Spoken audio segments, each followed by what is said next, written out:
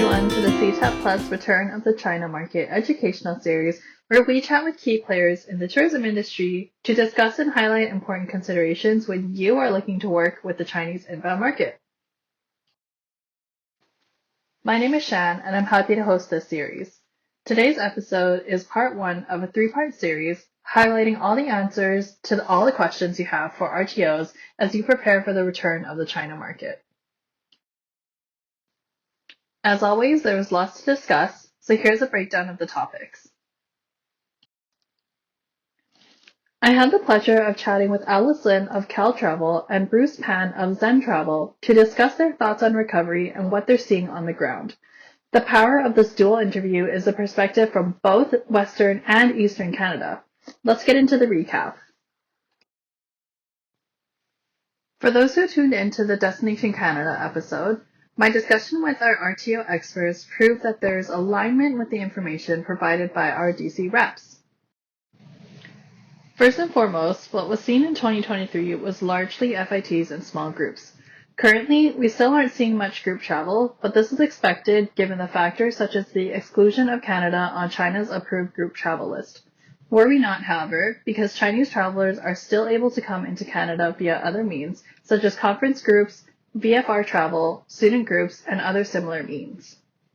With the current stage of recovery, however, it's likely that 2024 is the year to look at the MICE market for the potential of more sizable groups.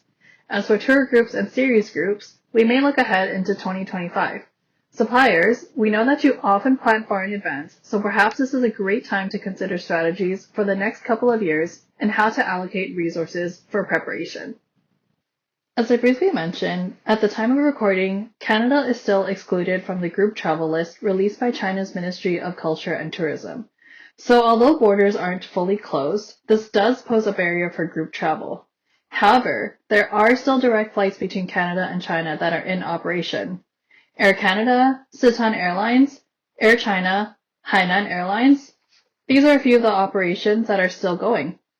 Cathay Pacific is also one of the carriers that is often seen for transfer flights, utilizing Hong Kong as a transfer hub. While Canada still remains a destination of interest, the perception that predated the COVID-19 pandemic still exists. Canada is quite an expensive place to travel, and availability is severely limited during high season. Years leading up to the COVID-19 pandemic, however, saw RTOs and overseas agents partnering and brainstorming ways to extend travel patterns into the shoulder season. As recovery continues, this pattern is still a consideration. Okay, everyone, that was a snapshot of some of the information provided by our RTO experts. Thank you so much for tuning in to the CITAP Plus Return of the China Market series. Hopefully you found some insights on what's happening here and now with the China market and its recovery.